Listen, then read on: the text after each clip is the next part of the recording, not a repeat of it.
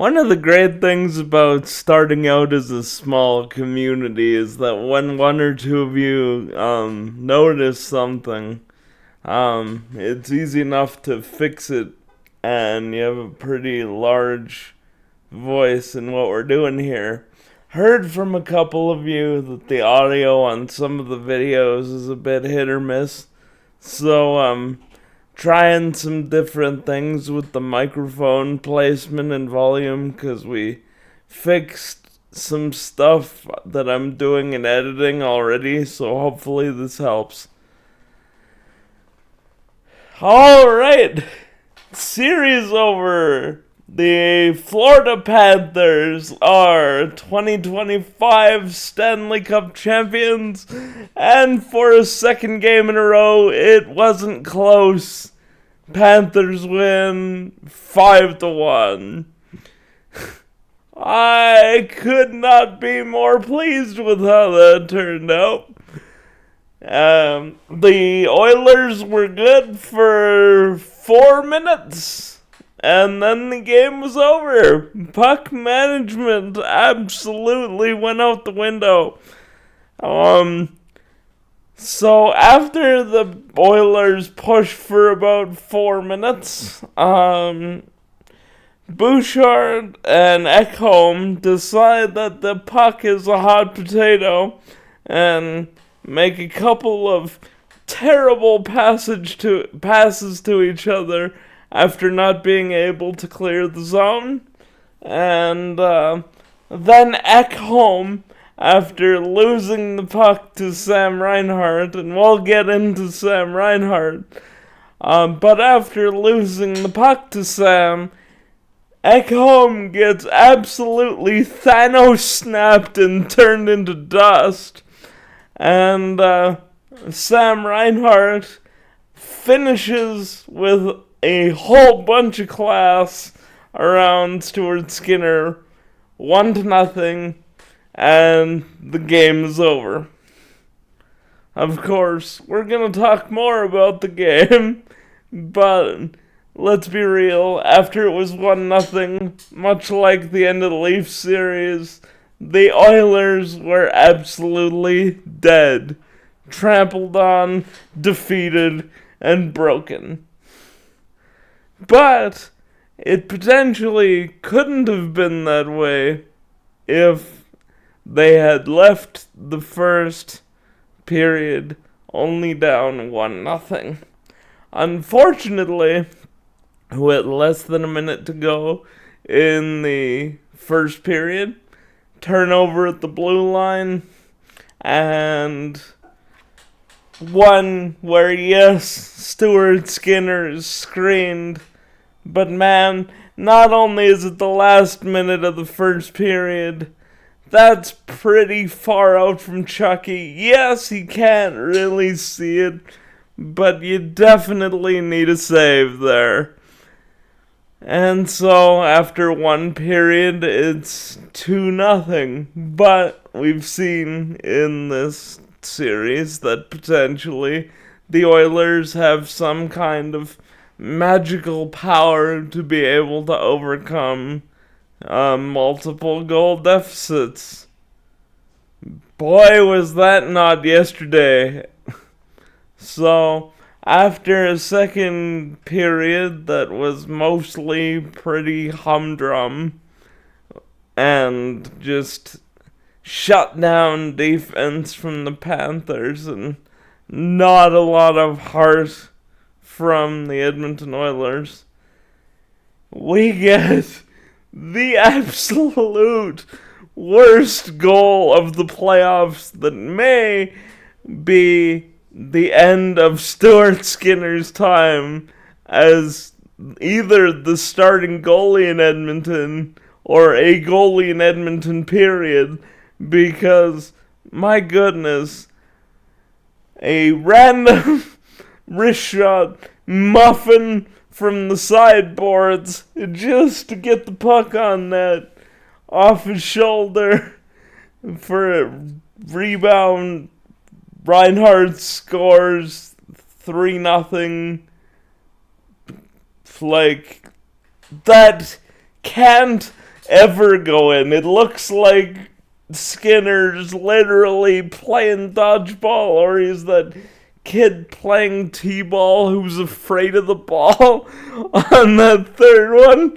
It's the worst bit of goaltending I've ever seen that I didn't really notice watching the game live at my apartment, because we were all just too focused on the game being over to even really register that a goal had been scored, let alone that it was the worst goal of the playoffs and absolutely not up to even the AHL standard. Stuart, what was that, my man? What was that? It was brutal is what it was. So it's 3-0 after 2, and like I'm gonna level with you guys for a second. I am so happy with what happened yesterday, but for the briefest of moments, I was just dejected, and I was dejected for my neighbor, who I talked about in the I'm not cheering for the Oilers video, because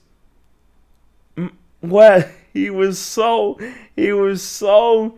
just from puck drop of this game, he was absolutely convinced there was no chance that the Oilers were gonna win. The last couple games, it sapped them of whatever faith there was.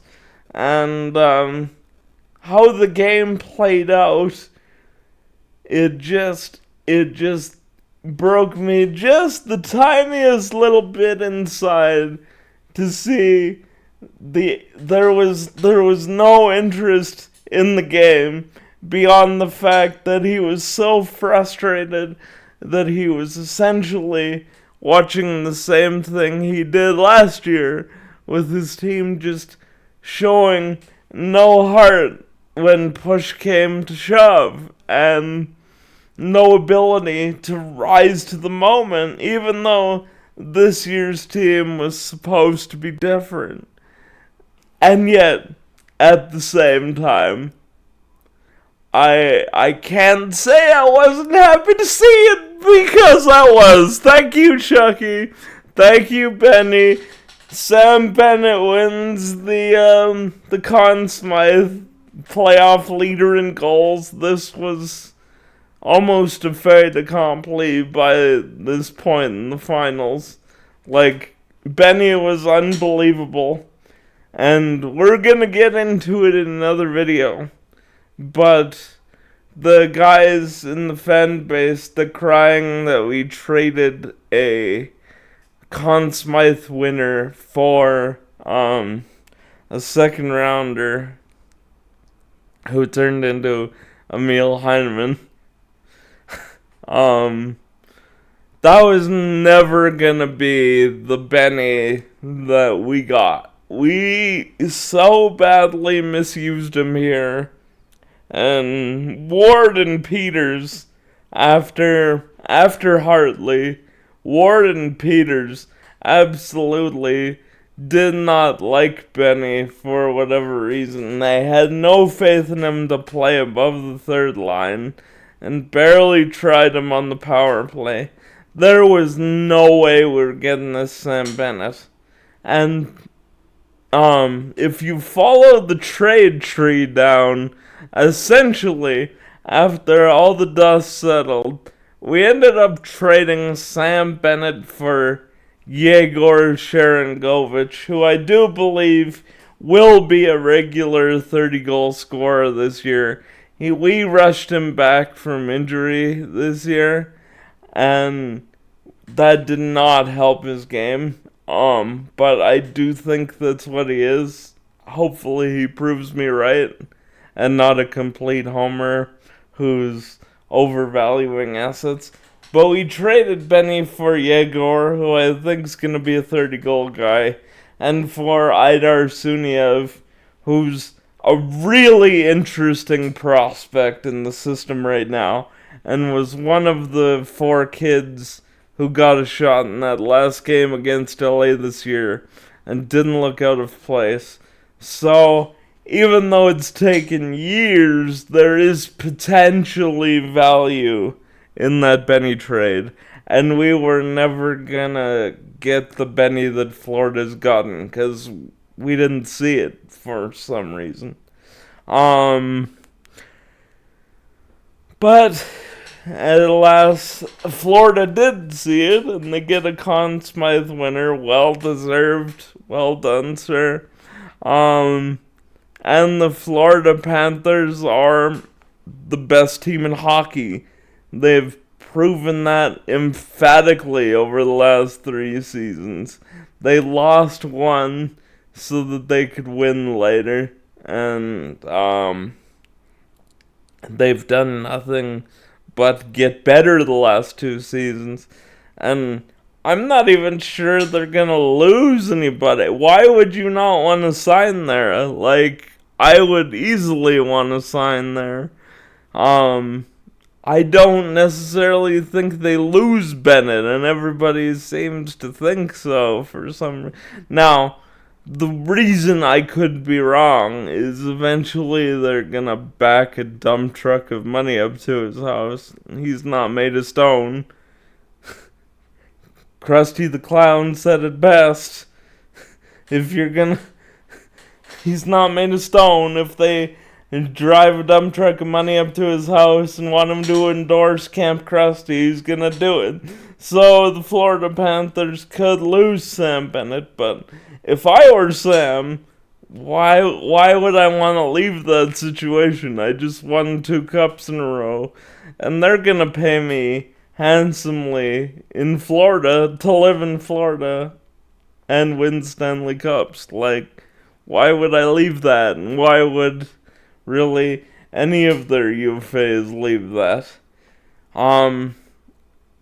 There's very, very hard questions coming for our neighbors to the north.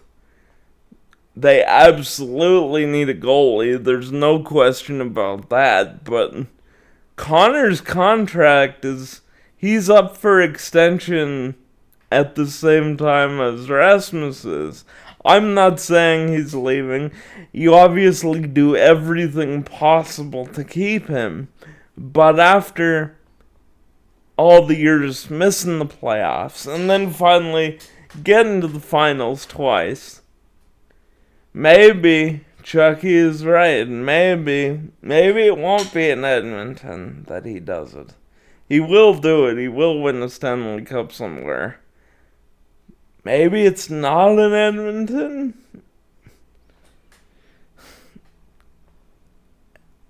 At the end of the day, the best team in the playoffs and in the NHL won the Stanley Cup and are back-to-back champions. Congratulations to Bill Zito, Paul Maurice, all the Florida Panthers organization. You earned this entirely, and good kitty. Good kitty for stopping the Oilers 2 years in a row. You're such a good kitty. As always, thank you for watching.